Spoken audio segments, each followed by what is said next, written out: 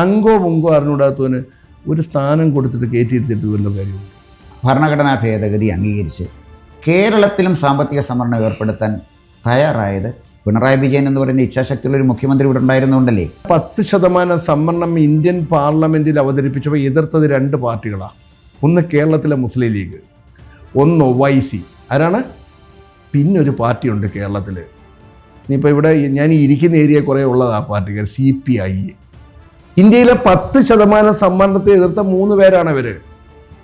CPI പ്രവർത്തിക്കുന്ന നായന്മാരെ ഞാൻ എന്താ പറയണ്ടേ?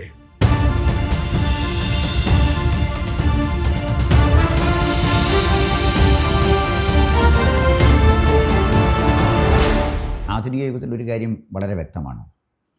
സമ്പത്തുള്ളത് കൊണ്ട് ഒരു സമുദായവും വളരാൻ പോകുന്നില്ല. സമ്പത്ത് കൊണ്ട് മാത്രം. സമ്പത്തുള്ളത് കൊണ്ട് മാത്രം ഒരു സമുദായം വളരുമായിരുന്നുവെങ്കിൽ കേരളത്തിൽ ആദ്യം വളരേണ്ടത് നായർ സർവീസ് സൊസൈറ്റി അല്ല NSS ആണ്. കാരണം 8000 ഏക്കർ റബ്ബർ സ്റ്റേറ്റ് ആണുള്ളത്. 8000 ഏക്കർ. പിന്നെ കോളേജുകൾ, സ്കൂളുകൾ, എല്ലാം അതുമായിട്ട് ബന്ധപ്പെട്ട ലക്ഷക്കണക്കിന് കോടിക്കണക്കിന് രൂപയുടെ സമ്പാദ്യമുണ്ട്. അങ്ങ് സൂചിപ്പിച്ച പോലെ 100 കോടി രൂപ എന്ന് പറഞ്ഞ ഒരു വായനശാലയുടെ പിന്നെ ബജറ്റാണ്. അതാണ് പത്രങ്ങളിലൊക്കെ അടിച്ചു വരുന്നത്. 100 കോടി രൂപ, 108 കോടി രൂപ, 105 കോടി രൂപ. അപ്പോൾ ഇതിൻ്റെ പ്രോബ്ലം എവിടെയാണെന്ന് ചോദിച്ചാലേ, ഈ സ്വത്തുക്കളൊക്കെ ഉണ്ടായി. മന്നത്ത് പത്മനാഭൻ ഈ സ്വത്തുക്കളൊക്കെ ഉണ്ടാക്കി. എനിക്ക് വളരെ വ്യക്തമായി അറിയാവുന്നൊരു കാര്യമുണ്ട്. മന്നത്ത് പത്മനാഭന് കിട്ടിയ ഒരു സ്ഥലമാണ് നമ്മുടെ കന്യാകുമാരിയിൽ 27 സെൻറ്റ് സ്ഥലം. 27 സെൻറ്റ് സ്ഥലം എന്ന് പറഞ്ഞാൽ ഉദയവും അസ്തമയവും കാണാൻ കഴിയുന്ന ലൊക്കേഷൻ വളരെ കുറവാണ് കന്യാകുമാരി സ്ഥലമുണ്ട്, പക്ഷെ ഒരു സ്ഥലത്ത് നിന്ന് ഉദയവും അസ്തമയവും കാണണം. ഇത് രണ്ടിനും കഴിയുന്നൊരു സ്ഥലമാണ്.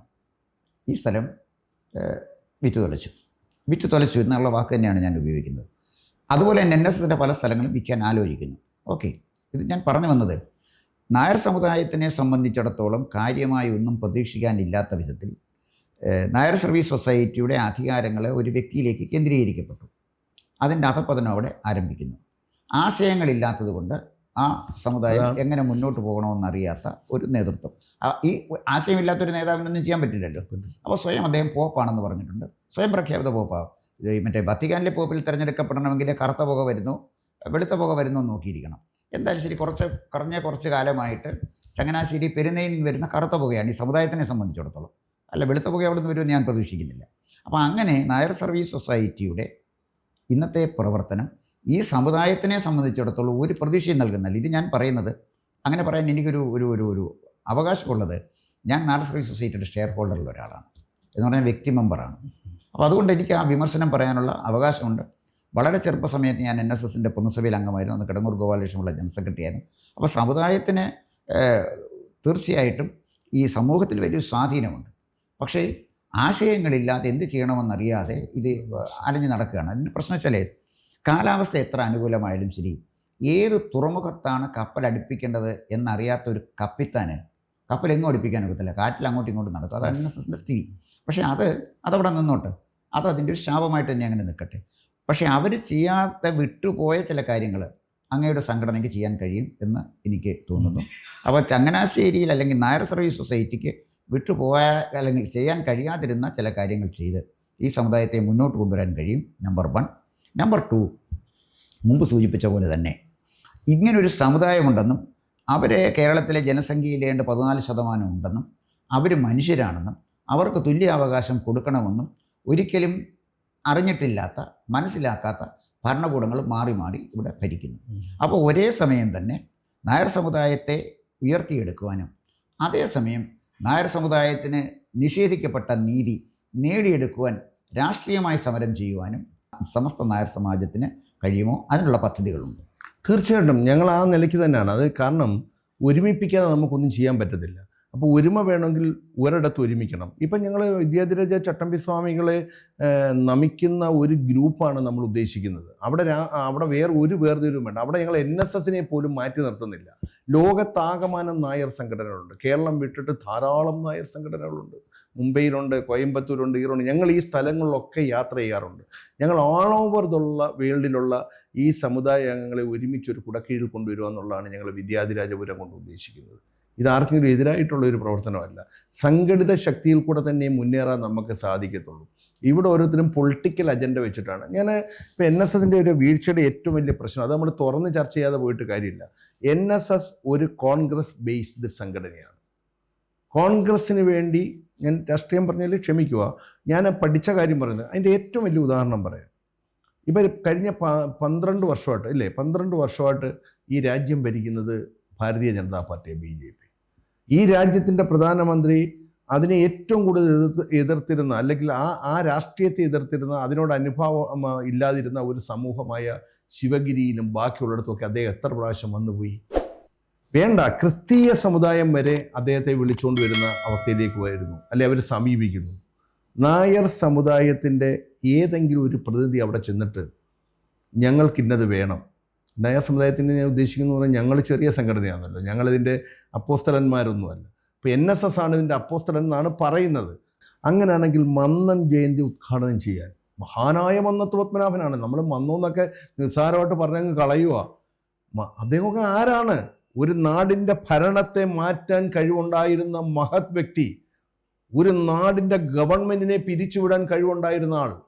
എന്നാലോചിച്ചു, അത്രയും ഉന്നത ശീർഷനായ ഒരു സമുദായത്തിൻ്റെ മുഴുവൻ അഭിമാനമായ അദ്ദേഹത്തിൻ്റെ ജയന്തി ഉദ്ഘാടനം ചെയ്യാൻ ഈ രാജ്യത്തിൻ്റെ പ്രസിഡന്റിനെയോ ഈ രാജ്യത്തിൻ്റെ പ്രധാനമന്ത്രിയെ വിളിക്കാനുള്ളൊരു വിവേകം അതിൻ്റെ നേതൃത്വം ഇന്നുവരെ കാണിച്ചിട്ടുണ്ടോ?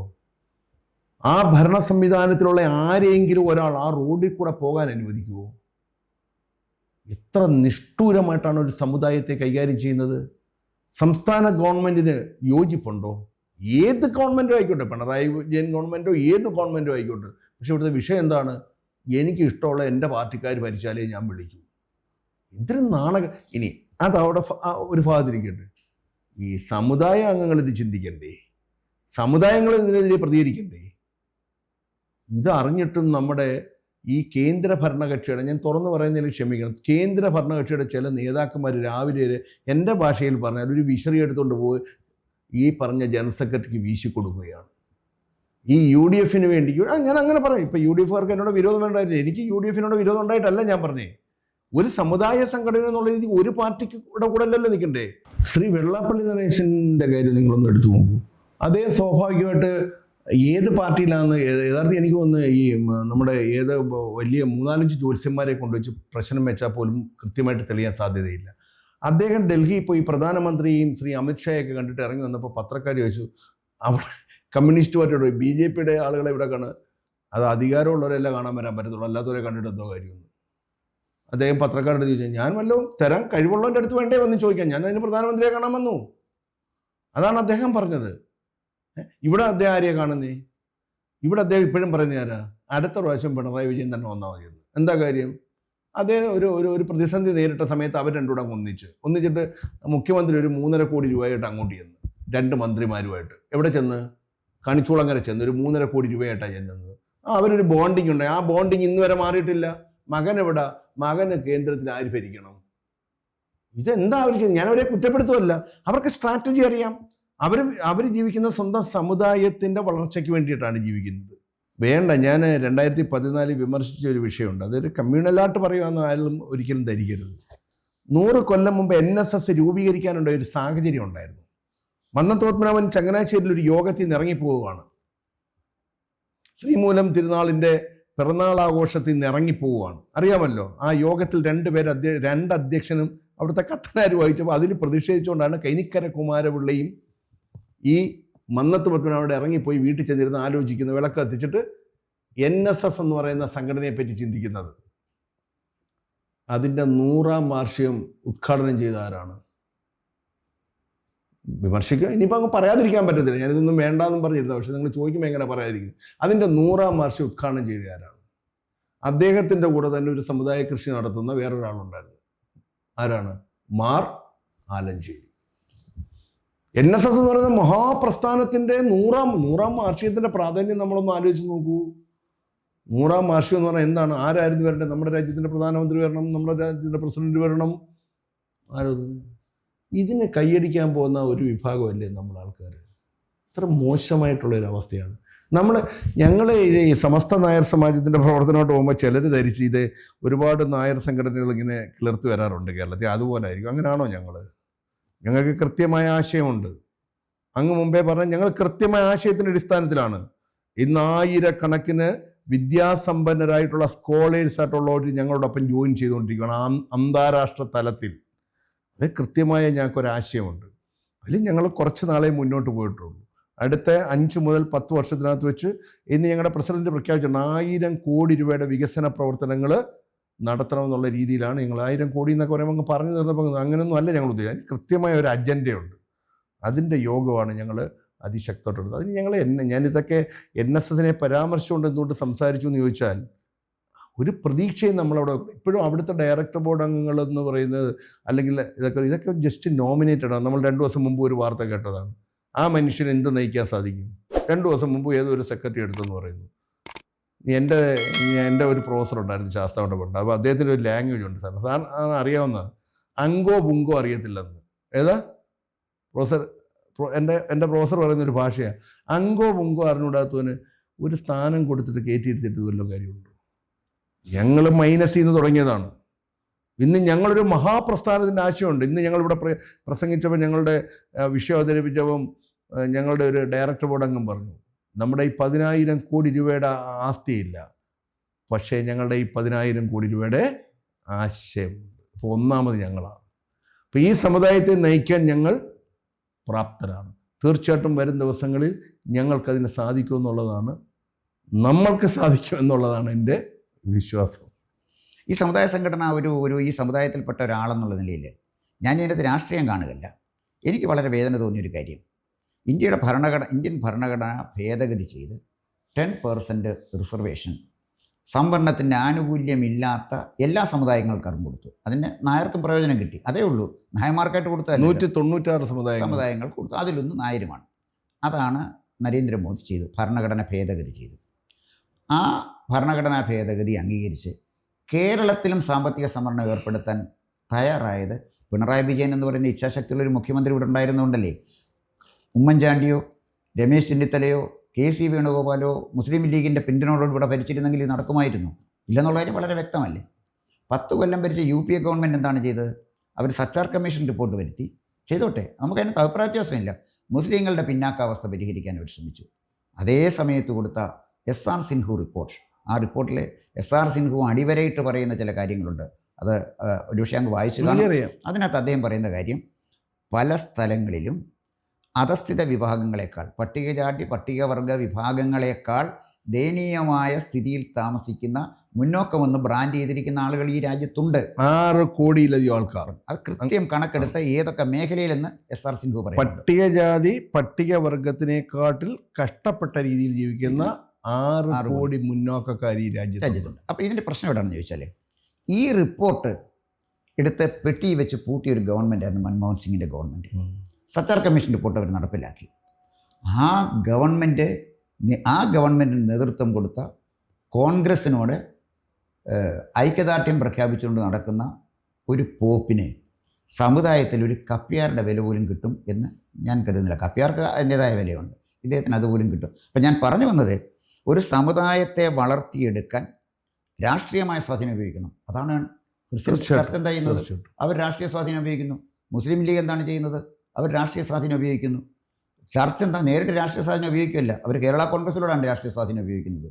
ജമാഅത്ത് നേരത്തെ വന്ന് ചെയ്യുകയല്ല, അവർ ലീഗിലൂടെ അല്ലെങ്കിൽ 6-7 പാർട്ടി മുസ്ലിം കമ്മ്യൂണിറ്റിക്ക് വേണ്ടിയുണ്ട്. ഞാൻ ഈ പറഞ്ഞു വന്നത്, ജനാധിപത്യത്തിൽ ഇത്തരം ചില മാറ്റങ്ങൾ നടക്കുമ്പോൾ നമ്മുടെ അവകാശങ്ങൾ, അങ്ങ് പറഞ്ഞ തുല്യനീതി വേണം എന്ന സമസ്ത നായർ സമാജം പ്രമേയം പാസ്സാക്കിയതുകൊണ്ടോ ഇവിടെ നമ്മൾ ചർച്ചകൾ നടത്തിക്കൊണ്ടോ കഴിയില്ല. സംഘടിച്ച് രാഷ്ട്രീയമായ അവകാശമായി അത് നേടാനുള്ള സംവിധാനം സമസ്ത നായർ സമുദായത്തിന് ഉണ്ടായില്ലെങ്കിൽ, സമാജത്തിന് ഉണ്ടായില്ല എങ്കിൽ നമ്മുടെ ഈ ശ്രമങ്ങൾ ജനാധിപത്യ സംവിധാനം നിൽക്കുമ്പോൾ അത് ഫലപ്രദമായിട്ട് മുന്നോട്ട് കൊണ്ടുപോകാൻ പറ്റും എന്ന് ഞാൻ വിചാരിക്കുന്നില്ല. ഒരുപക്ഷെ നിങ്ങൾക്ക് അങ്ങനെയുള്ള പദ്ധതികൾ ഉണ്ടാകണം എന്നാണ് എൻ്റെ റിക്വസ്റ്റ്. തീർച്ചയായിട്ടും അങ്ങ് സൂചിപ്പിച്ചതുപോലെ തുല്യ നീതി, അതാണ് നമ്മുടെ ലക്ഷ്യം. ആ ലക്ഷ്യം നേടാനുള്ള ഒരു വലിയ പ്രയാണത്തിലാണ് സമസ്ത നായർ സമാജം. തുല്യനീതി നായർക്ക് വേണ്ടി മാത്രമല്ല, എല്ലാവർക്കും വേണ്ടിയാണ്. ഞാനിവിടെ ശ്രദ്ധിച്ചിട്ടുണ്ട്, അങ്ങ് ഇവിടെ വിളിച്ചു വരുത്തുന്ന, ഇവിടെ നടത്തുന്ന യോഗത്തിൽ ദളിത് വിഭാഗത്തെ റെപ്രസെൻ്റ് ചെയ്യുന്ന P. രാമഭദ്രൻ അടക്കമുള്ള ആളുകൾ ഇവിടെ വരാറുണ്ട്. അവരൊക്കെ ഇവിടുത്തെ പ്രവർത്തനത്തിൻ്റെ ഭാഗമാണ്. അവരൊക്കെ ചട്ടമ്പിസ്വാമികളുടെ ഭക്തരുമാണ്. അങ്ങനെ ചട്ടമ്പിസ്വാമികളെ അംഗീകരിക്കുന്ന വിവിധ ജാതി വിഭാഗത്തിൽപ്പെട്ട ആളുകളുണ്ട്, രാഷ്ട്രീയക്കാരുണ്ട്. അവർക്കൊക്കെ ഇവിടെ വരാനും ഈ സംഘടനയായിട്ട് ചേർന്ന് പ്രവർത്തിക്കുവാനും അവസരം ഉണ്ടായി എന്ന് കണ്ടതിൽ എനിക്ക് സന്തോഷമുണ്ട്. തീർച്ചയായിട്ടും അതേസമയം നിങ്ങൾ ലക്ഷ്യമാക്കുന്ന തുല്യനീതി നേരിടാൻ സമുദായ പ്രവർത്തനത്തിലൂടെ മാത്രം കഴിയില്ല എന്നും തീർച്ചയായിട്ടും. അല്ല, അത് ഞങ്ങൾ വളരെ ഗൗരവതരമായിട്ട് തന്നെ പ്ലാൻ ചെയ്യുന്നൊരു കാര്യം. പിന്നെ അത് അതിലേക്ക് ഞങ്ങളൊരു ചുവട് വയ്ക്കാൻ ഉള്ള ചില ചിന്തകളുണ്ട്. കാരണം രാഷ്ട്രീയ ശക്തിയായി മാറേണ്ടത് ഒരാവശ്യമുണ്ട്. പക്ഷെ അതിന് നമ്മൾ കൃത്യമായ ആളുകൾക്ക് എഡ്യൂക്കേഷൻ കൊടുക്കണം. എന്തിന്? ഇപ്പം മുസ്ലിം ലീഗിന് ഉള്ള പിന്തുണയുടെ കാര്യം എന്താണ്? സമുദായം അവരുടെ ബാക്കിലുണ്ട്. മുസ്ലിം ലീഗിനെ ആകെ എല്ലാവരും ഇനി മുസ്ലിം ലീഗിലുള്ള മാർക്സിസ്റ്റുകാരനെയും മുസ്ലിം ലീഗിലുള്ള കോൺഗ്രസ്സുകാരനെയും എല്ലാം മുസ്ലിമായിട്ടാണ് ആളുകൾ. അതിനൊരു സമുദായ ബാക്കിംഗ് ഉണ്ട്. അതുകൊണ്ടല്ലേ നമ്മുടെ ആളുകൾ ഒരു ഒറ്റ ഓട്ടം ഓടുന്ന നേരെ എന്തെങ്കിലും ഇഷ്യൂ എന്നാൽ പണക്കട്ടേക്ക് ഒരു ഒറ്റ പോക്കാണ് അല്ലേ? ആരെങ്കിലും ചങ്ങനാശ്ശേരി പോയി പ്രശ്നം പരിഹരിച്ചായിട്ട് ഇതുവരെ കേട്ടിട്ടുണ്ടോ? അതല്ലെങ്കിൽ മലയോര മേഖലയിലുള്ള അച്ഛന്മാരെ കാണാൻ പോകും. അയ്യോ, പുലി ഇറങ്ങിയാൽ അച്ഛന്മാരാണ് പ്രശ്നം തീർക്കുന്നത് അല്ലേ? ഇന്നലെ പോലും മാർക്സിസ്റ്റ് പാർട്ടിയുടെ ഒരു MLA കോന്നി കയറി ബഹളം വെച്ചപ്പം അച്ഛന്മാർ പിന്തുണ കൊടുത്തേക്കുകയാണ്. ഞാൻ അവരെ കുറ്റപ്പെടുത്തുമല്ല, അവരുടെ സമുദായമായിട്ടാണ് ഒരു ബോണ്ടിങ്. അപ്പം എല്ലാ ആൾക്കാരും പ്രവർത്തിക്കുന്നത് സമുദായ താല്പര്യം സംരക്ഷിക്കാൻ ഏത് പാർട്ടിയിൽ പ്രവർത്തിച്ചു. പക്ഷേ നിർഭാഗ്യവശാൽ നായർക്ക് അതിനെപ്പറ്റി അറിവില്ലാതായി പോയതിന് നമുക്ക് എന്ത് ചെയ്യാൻ പറ്റും? നായർ പുരോഗമന ചിന്താഗതിക്കാരനാണ്. ഞാനൊരു വാക്കൂടെ പറഞ്ഞ ഇച്ചിരി കൂടിപ്പോകും. അത് നിങ്ങൾ റിപ്പോർട്ട് ചെയ്യുമെന്ന് തോന്നുന്നു, എനിക്കറിയത്തില്ല. സ്വന്തം മക്കൾക്കെതിരെ സമരം ചെയ്തവരാണ് നായർ രാഷ്ട്രീയ നേതാക്കന്മാർ. തർക്കം ഉണ്ടെങ്കിൽ വേണമെങ്കിൽ നമുക്കൊന്ന് തർക്കിക്കാം എന്ന് പറഞ്ഞാൽ സാർ, ഞാൻ ഉദാഹരണം പറയുകയാണ്, നിങ്ങൾ റിപ്പോർട്ട് ചെയ്യുക. അതൊക്കെ ഇപ്പോൾ സാറ് മാർക്സിസ്റ്റ് പാർട്ടിയുടെ നേതാവാണ്. ആരാണ്? വേറെ അപ്പുറത്തിരിക്കുന്ന ഒരാൾ കോൺഗ്രസിൻ്റെ നേതാവാണ്. നായന്മാരാണ്. ഇവരെല്ലാം ചെന്ന് സർക്കാരിനോട് ആവശ്യപ്പെടുന്നത് മൈനോറിറ്റിക്കും ബാക്ക്വേഡിനും വേണ്ടി കാര്യങ്ങൾ ചെയ്യണമെന്നാണ് പറയുന്നത്. ഓക്കെ, ഞാൻ പറയുന്നത് സാറാണ് വിളിച്ചുകൊണ്ട് പോകുന്ന ആളുകളെയെല്ലാം. അവിടെ ചെന്ന് സർക്കാർ സമ്മതിച്ചു മൈനോറിറ്റിക്കും ബാക്ക്വേഡിനും കൊടുക്കാൻ. സാറ് വരുമോ അതിനകത്ത്? മൈനോറിറ്റിയിൽ സാറ് വരുമോ? വരത്തില്ല. ബാക്ക്വേഡിൽ സാറ് വരുമോ? വരത്തില്ല. യഥാർത്ഥത്തിൽ അവർ മൈനോറിറ്റി ആണോ? ഈ മൈനോറിറ്റി എന്ന് പറഞ്ഞ ആൾ മൈനോറിറ്റി ആണോ? അല്ല, 26% ഉള്ള ആളാണ്. ബാക്ക്വേഡ് എന്ന ആൾ ബാക്ക്വേഡ് ആണോ? അല്ല, അയാൾ സമ്പന്നനാണ്. ഇവന്റെ മക്കളുടെ സ്ഥിതി മാത്രമാണ് ഗതികേട്. അപ്പൊ സ്വന്തം മക്കളെ പരാജയപ്പെടുത്തി അടങ്ങത്തുള്ളൂ. നിങ്ങൾക്ക് ഇഷ്ടമുണ്ടെങ്കിൽ ഇത് റിപ്പോർട്ട് ചെയ്യുക. സ്വന്തം മക്കളുടെ അധപ്പതനം കാണാൻ വേണ്ടി സമരം ചെയ്യുന്ന രാഷ്ട്രീയ പ്രവർത്തനം നടത്തുന്ന നായർ സമുദായ അംഗങ്ങളെയാണ് ഞാൻ കാണുന്നത്. സാറ് ഒരു ചെറിയ ഉദാഹരണം കൂടെ പറയാം. സാറ് പറഞ്ഞ 10% സംവരണം ഇന്ത്യൻ പാർലമെന്റിൽ അവതരിപ്പിച്ചപ്പോൾ എതിർത്തത് 2 പാർട്ടികളാണ്. ഒന്ന് കേരളത്തിലെ മുസ്ലിം ലീഗ്, ഒന്ന് OIC. ആരാണ്? പിന്നൊരു പാർട്ടിയുണ്ട് കേരളത്തിൽ. ഇനിയിപ്പോൾ ഇവിടെ ഞാൻ ഇരിക്കുന്ന ഏരിയ കുറേ ഉള്ളത് ആ പാർട്ടിക്കാർ, CPI. ഇന്ത്യയിലെ 10% സംവരണത്തെ എതിർത്ത 3 പേരാണ് ഇവർ. CPI പ്രവർത്തിക്കുന്ന നായന്മാരെ ഞാൻ എന്താ പറയണ്ടേ? പറ സാർ. മുസ്ലിം ലീഗ് അവിടെ നിൽക്കട്ടെ, ആരും പ്രവർത്തിക്കുന്നില്ല നായന്മാർ. CPI എതിർക്കുവാണ് 10% സംവരണം പാടില്ലെന്ന്. CPIയുടെ കേന്ദ്ര കമ്മിറ്റി തീരുമാനിച്ചിരുന്നത് 10% സംവരണം അനീതിയാണെന്ന്. കേരളത്തിലെ CPIക്ക് വോട്ട് ചെയ്യുന്ന സിന്ദാബാദ് സിന്ദാബാദ് CPI എന്ന് പറയുന്ന നായന്മാരെ നമ്മൾ എന്താ പറയണ്ടേ? സ്വന്തം മക്കൾക്കെതിരെ അവൻ്റെ നെഞ്ചിൽ കടാരി ഇറക്കുന്ന രാഷ്ട്രീയമായിട്ട് നടക്കുന്ന ഈ അധപ്പതിച്ച രാഷ്ട്രീയത്തിന് ഇതര സമുദായങ്ങളെ കുറ്റം പറഞ്ഞിട്ട് കാര്യമുണ്ടോ? അവരോട് നമുക്ക് ബഹുമാനമല്ലേ തോന്നണ്ടേ? അവരാകെ ജീവിക്കുന്ന ഒരൊറ്റ കാര്യം. എന്താ ആലപ്പുഴയിലെ കമ്മ്യൂണിസ്റ്റ് പാർട്ടിയിൽ ഇപ്പോഴത്തെ ഇപ്പോഴത്തെ പ്രശ്നം എന്താ? സാറ് ഒരുപാട് രാഷ്ട്രീയ ചർച്ച നടത്തുന്നതാണ്. ഞങ്ങളിതൊക്കെ ഇത് ആലപ്പുഴ G. സുധാകരനുമായിട്ട് ബന്ധപ്പെട്ട് പൊളിറ്റിക്സ് ആണോ മതമാണോ ജാതിയാണോ? പറയൂ സാറ്. സാറിന് കുറച്ച് അറിയാമെങ്കിൽ. G. സുധാകരനെ ഞങ്ങൾ പോയി ഇൻ്റർവ്യൂ ചെയ്തതാണ്. G. സുധാകരനെ ഞങ്ങൾ ഇൻ്റർവ്യൂ ചെയ്തപ്പോൾ G. സുധാകരൻ എന്താ പറഞ്ഞതെന്ന് അറിയാമോ? അദ്ദേഹം പറഞ്ഞു, ഞങ്ങളുടെ ആളുകൾ പറഞ്ഞ ഒരു അഷ്ടിക്ക് വകയില്ലാത്ത ഒത്തിരി നായന്മാരുണ്ട്.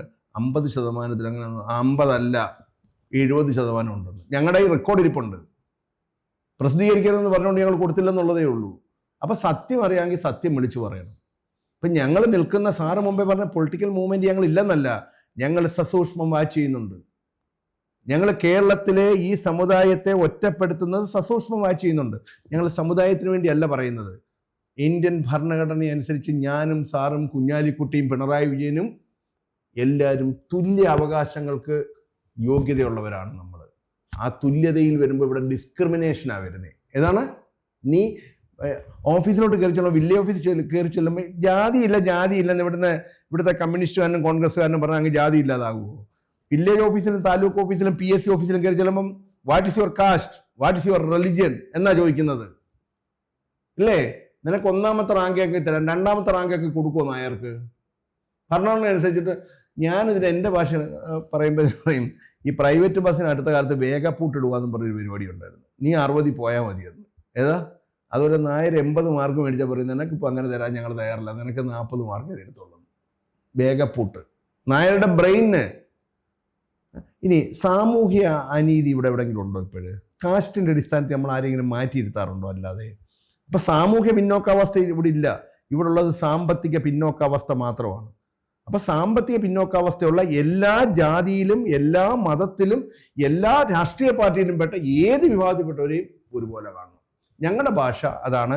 500 രൂപ വരുമാനമുള്ള ഒരാളിൻ്റെ പേര് നോക്കണ്ട, അവൻ്റെ ജാതിയും മതവും നോക്കണം, അവനെ തുല്യനായി കാണണം. അതുകൊണ്ട് ഞങ്ങളൊരു ജാതീയ സംഘടനയല്ല, ഞങ്ങളൊരു പുരോഗമന പ്രസ്ഥാനമാണ്. രാജ്യത്തിൻ്റെ ഭരണഘടന അനുസരിച്ചിട്ട്, ചട്ടമ്പി സ്വാമികളുടെ ജീവകാരുണ്യ ദർശനം അനുസരിച്ചിട്ട് ഞങ്ങളുടെ മുന്നിൽ ഈ മനുഷ്യർ മാത്രമേ ഉള്ളൂ, ജീവജാലങ്ങളും. ഞങ്ങൾക്കവിടെ മറ്റേത് ഓരോരുത്തർക്ക് ഇഷ്ടപ്പെട്ട ഓരോ ആചരിക്കുന്നതിന് വേണ്ടി സ്വീകരിക്കുന്നെന്നുള്ളേ ഉള്ളൂ. ഞാൻ എന്നെ കാണാനുള്ള മുസ്ലിം സുഹൃത്തുക്കളിവിടെ ഞാൻ പറഞ്ഞു, നിങ്ങളൊരു ആചാരം നടത്തുന്നു, ഞങ്ങൾ വേറൊരു ആചാരം നടത്തുന്നു, വേറൊരാളുകൾ ക്രിസ്ത്യൻ അങ്ങനെ ആചാരം നടത്തുന്നു എന്നുള്ളതല്ല. എന്താ വ്യത്യാസം? എന്താ സാർ വ്യത്യാസം? പിന്നെ എന്തിനാണ് ഈ ഭരണഘടന പ്രകാരം മതവും ജാതി അനുസരിച്ച് കൊടുക്കരുതെന്ന് പറഞ്ഞിട്ട് പിന്നെ കൊടുക്കുന്നേ? അപ്പോൾ ഭരണഘടനാ പ്രകാരം, ഈ ഭരണഘടന എന്ന് പറയുന്ന ഇത് നമുക്ക് ഒന്നും മാറ്റാൻ പറ്റത്തില്ലേ? ഭരണഘടനയിൽ എത്ര 100 ചില അമെൻമെൻറ്റ് വന്നിട്ടില്ലേ ഇപ്പം? അപ്പം നീതി കിട്ടാത്ത ഒരു സമുദായത്തിന് വേണ്ടിയുള്ള പോരാട്ടത്തിൽ അതിനകത്ത് ഞങ്ങൾ രാഷ്ട്രീയ ശക്തിയാകുമെന്ന് ചോദിച്ചാൽ, വരും കാലങ്ങളിൽ ഈ അനീതി നേരിടുന്ന മുഴുവൻ സമുദായങ്ങളെയും ഞങ്ങൾ സംഘടിപ്പിക്കും. അതിന് നായർ മാത്രമല്ല, അത് നമ്പൂതിരിയുണ്ട്, വർമ്മയുണ്ട്, അതല്ലെങ്കിൽ ക്രിസ്ത്യാനികളിൽപ്പെട്ട ക്രിസ്തുമത വിശ്വാസികളായ മാർത്തോമായും ജേക്കബൈറ്റ്സും ഒക്കെ ഈ അനീതി നേരിടുന്നവരാണ്. ഞങ്ങൾ ഈ മുഴുവൻ ആളുകളെയും സംഘടിപ്പിച്ചുകൊണ്ട് അത് നമ്മൾ അവയർനെസ് ഉണ്ടാക്കണം. അതിനുവേണ്ടിയുള്ളൊരു ശ്രമത്തിലാണ് ഞങ്ങൾ. അവിടെ അല്ലാതെ ഞങ്ങൾ ഇന്നത്തെ ഈ കച്ചവട പൊളിറ്റിക്സിനല്ല ഞങ്ങൾക്ക് താല്പര്യം. ഞങ്ങൾ യഥാർത്ഥമായിട്ട് ആളുകളെ സംഘടിപ്പിക്കാൻ വേണ്ടിയുള്ള പ്രവർത്തനങ്ങളുടെ ആരംഭം ഞങ്ങൾ കുറിച്ചിട്ടുണ്ട്. എല്ലാം കാലങ്ങളല്ലേ തീരുമാനിക്കുന്നത്. ഇന്നാൾ വരെ രാജ്യം ഭരിച്ചിരുന്നത് കോൺഗ്രസ് അല്ലേ? ഇപ്പോൾ അവർ 100 കൊല്ലം പ്രവർത്തിച്ചപ്പോൾ അവരിപ്പോൾ രാജ്യം ഭരിക്കുന്നുണ്ട്. മാറ്റങ്ങൾക്ക് വിധേയമാകുമെന്നാണ് ഞങ്ങളുടെ വിശ്വാസം. ഞങ്ങൾ ഭഗവാനിൽ അർപ്പിച്ചുകൊണ്ട് തുല്യതയാണ് പറയാറുള്ളത്. ഞങ്ങളുടെ തുല്യത ഇതാണ്, അല്ലാതെ നായർ സമുദായത്തിന് മാത്രം ഒരു തുല്യത എന്നുള്ളതല്ല. നായർ സമുദായത്തിനെ നിങ്ങൾ മാറ്റി നിർത്തരുതെന്നാണ് ഞങ്ങൾക്ക് പറയാനുള്ളത്. ഓക്കെ, വളരെ ദീർഘമായ ഒരു മറുപടിയാണ് അങ്ങ് പറഞ്ഞത്. തീർച്ചയായിട്ടും സമസ്ത നായർ സമാജം തുല്യതയ്ക്ക് വേണ്ടി നടത്തുന്ന പ്രവർത്തനങ്ങൾക്ക് എല്ലാ ഭാവുകങ്ങളും ആശംസിക്കുന്നു. നമ്മുടെ സമൂഹത്തിൽ, നമ്മുടെ സംസ്ഥാനത്തെ മതമൈത്രിയും മതസൗഹാർദ്ദവും ഒക്കെ നിലനിർത്തിക്കൊണ്ട് എല്ലാവരെയും ഏകോദര സഹോദരങ്ങളെ പോലെ കണ്ട് അവരെ ചേർത്ത് നിർത്തി തുല്യതയ്ക്ക് വേണ്ടി നടത്തുന്ന സമരം കൂടുതൽ ഉയരങ്ങളിൽ എത്തട്ടെ. അതിന് ഈശ്വരൻ അനുഗ്രഹിക്കട്ടെ. ചട്ടമ്പി സ്വാമികളുടെ ആത്മാവിൻ്റെ അനുഗ്രഹം അങ്ങേക്കും അങ്ങയുടെ സംഘടനയ്ക്കും ഉണ്ടാകട്ടെ എന്ന് ആഗ്രഹിച്ചുകൊണ്ട് ഈ തിരക്കിനിടയിൽ ഇന്ന് നല്ല ഒരു മീറ്റിംഗ് നടക്കുകയാണ്. ആ തിരക്കിനിടയിൽ വന്നാണ് ഞങ്ങൾക്ക് ഒരു ഇൻ്റർവ്യൂ നൽകിയത്. വളരെ വിശദമായി കാര്യങ്ങളൊക്കെ സംസാരിച്ചു. അങ്ങേക്ക് ജന്മഭൂമിക്ക് വേണ്ടി നന്ദി പറയുന്നു. നന്ദി, നമസ്കാരം. നമസ്കാരം. വിദ്യാധിരാജായ നമഃ. കൂടുതൽ വാർത്തകളും വിശേഷങ്ങളും നേരിട്ട് ലഭിക്കാൻ ജനങ്ങളിൽ നിന്ന് ജനങ്ങളിലേക്ക് ജനഭൂമി ന്യൂസ് സബ്സ്ക്രൈബ് ചെയ്യൂ. ബെൽ ബട്ടൺ അമർത്താനും മറക്കരുത്.